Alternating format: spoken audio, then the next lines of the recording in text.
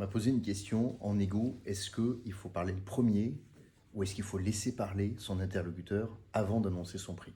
Alors les premiers, en fait, ils utilisent ce qu'on appelle le biais d'ancrage. Ça consiste à annoncer son prix comme une encre qui, à partir de là, servira de repère jusqu'à la fin de la discussion. Les deuxièmes partent un peu du principe parler les premiers, messieurs les Anglais, ou tirer les premiers, messieurs les Anglais. Ça consiste à se dire, je ne vais pas abattre mes cartes trop vite, je vais laisser l'autre revenir, et surtout je vais laisser l'autre me dire qu'il a envie de m'acheter avant d'annoncer mon prix. Alors, est-ce qu'il y a une méthode qui est plus efficace que l'autre? En fait, ça dépend. Ça dépend de la situation, ça dépend du contexte, ça dépend de plein de choses qui seront peut-être un peu longues à développer dans cette vidéo. Mais une chose est certaine, c'est qu'il faut parler chacun son tour. Une discussion de négociation, c'est comme une partie de ping-pong.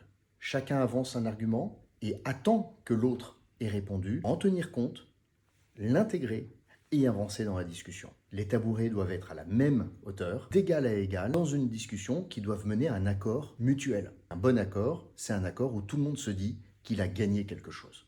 Voilà les amis, à bientôt.